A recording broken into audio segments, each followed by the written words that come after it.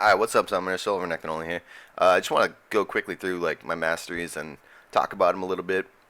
So we'll just hop right into it. I'm going 8-0-12. I think this is the best page. I really can't figure out any other page that would really work as well as this one, so we'll just go right through it.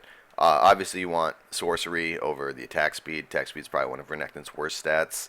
Double-edged swords, way better than feast. I mean, you already have sustain. You don't need 20 health every 20 seconds. Like, that's not going to do anything.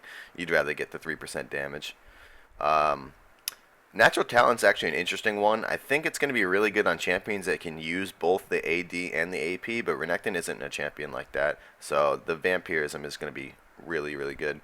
And Spell Vamp is so amazing. I love Spell Vamp. So I'm really excited about this talent. It's probably one of my favorite in the entire trees.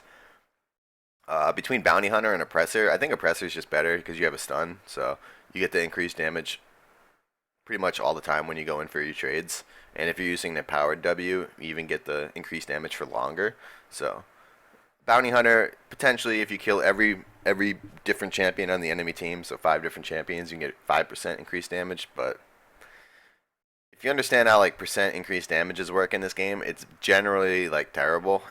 And we're talking like very small numbers. So either way, they're both not major points. I just feel like I'm gonna get this one more often because everybody in the game has a slow, a stun, a snare. Like everybody has some type of CC in the game. So when you're in a team fight, you're almost always hitting someone with this increased damage. Obviously, you want the armor pen over the magic pen. Not really much to be said there. Warrior's Bloodlust doesn't really do anything for us. Crit's probably one of our worst stats, so we're not really going to be having heavy crit builds. And also attack speed isn't even a good stat for us either. When I say good, it's like good in the sense that it's not AP. Like obviously it's better than AP, but it's still one of the worst like damage stats. Like it goes armor pen, CDR, AD, like those are all the top ones, right? And then you have your attack speed, your crit, your lifesteal. Those are more toward the bottom. I would say lifesteal is better than attack speed and crit, obviously. Uh, so I've tried both these other ones, Fever of Battle and Death's Touch. I think Death's Touch is okay. Okay.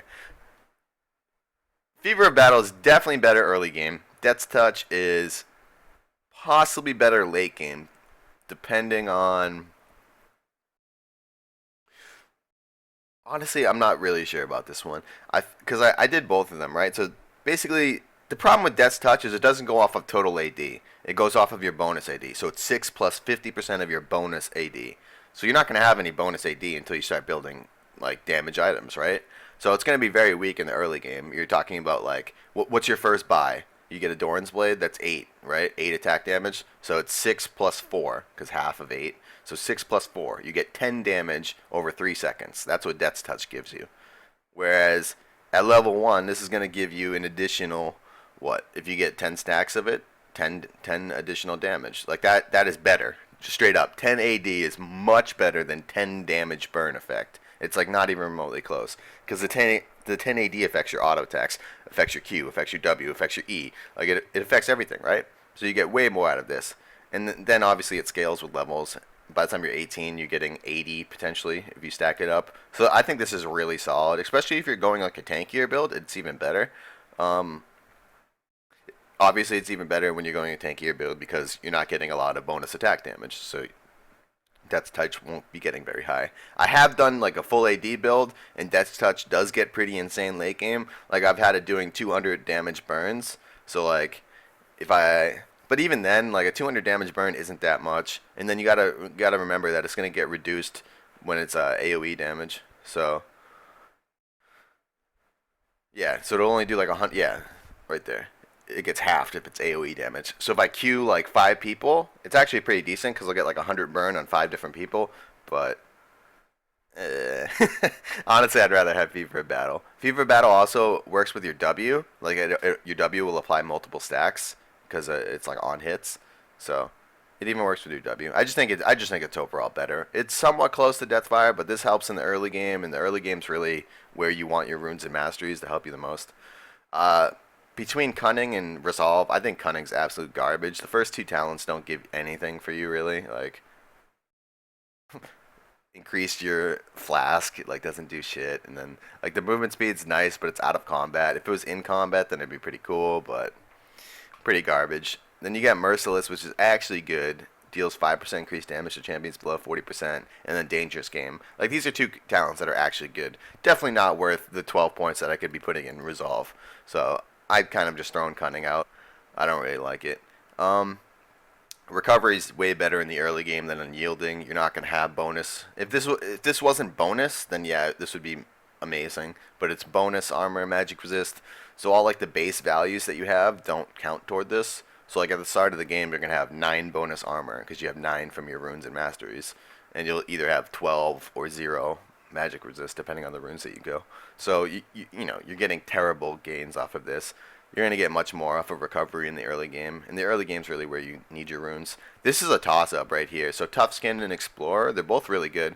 Tough Skin's definitely going to be better when you're against like champions like Kennen or anything that's going to like poke you with auto attacks in the early game. Definitely going to be better with Tough Skin. But when you don't need, when you're not going to get like auto attacked a billion times in lane, I think Explorer is really, really solid. It's pretty underestimated. 12 movement speed in the bush and river is like really good.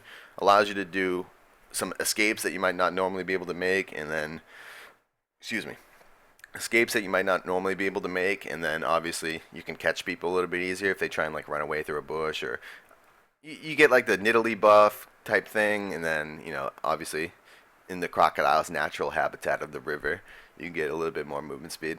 So honestly, it's a toss-up. You can go either or. I like Tough Skin when I'm against someone who's going to auto-attack me a lot, and then when I'm not, obviously I want to explore. Now these, oh man, I love Runic Armor. Runic Armor is actually pretty good now. So when you put 5 points into it, it gets up to 8%. So I'll just show you.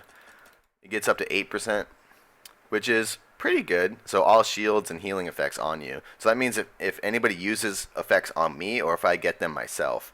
So that includes like lifesteal and regen. So both these talents all of a sudden just get buffed by 8%. Obviously it's marginal.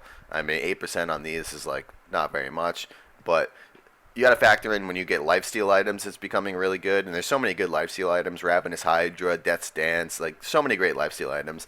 Plus Soraka is like a huge thing right now. And if you have someone on your team, maybe a Lulu, right? This all of a sudden becomes an amazing talent.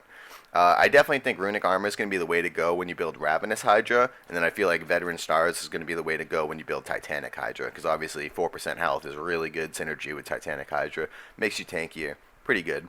I think with damage builds, you're probably going to opt for Runic Armor, because damage builds are mostly based off of lifesteal and such, so, and like tanking with lifesteal.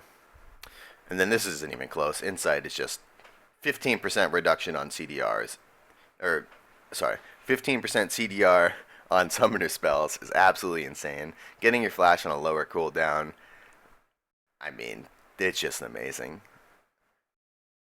I make all my big plays with flash, so having it on a lower cooldown. This is particularly amazing with like full AD builds, because you're so reliant on your flash cooldown. So reducing it by 15 seconds is huge. It's less so important on tank builds, but it's still really good.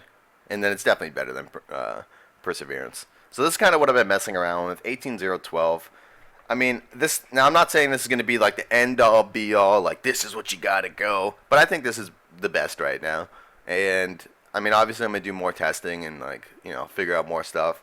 I mean, I didn't really talk about the build or anything today because honestly, I'm not sure. I've been testing a bunch of builds and trying to find what's right. Yesterday I tested a bunch of AD builds. Honestly, I haven't really found the right mix of AD items that I like. It kind of feels like it's too expensive. I don't know. It feels a little wonky, so I'm not really sure yet. But, I mean, if you're looking for a build, this is probably going to be pretty decent. I've just kind of been theory crafting it right now, and I'm going to end up trying it after I finish this video. I'll end up streaming. So, yeah, if you want to pause and look at this type of stuff, you can, but I'm not really going to go over it. I'll have another video up soon where I go more into detail with like my conclusion after maybe like a week of testing. I'll give you some good builds, and then obviously go over runes and masteries again just to make sure that everything's. I mean, honestly, I don't see these changing. Like, I feel like this is going to be it. There's a couple points where you can move around, and that's really about it. So I hope you guys enjoyed. I know I talked for about 10 minutes. Tried to get it down. Didn't really work, but maybe you guys just skipped around, just wanted to look at it. So I hope you guys enjoyed. I'll see you guys later. Peace.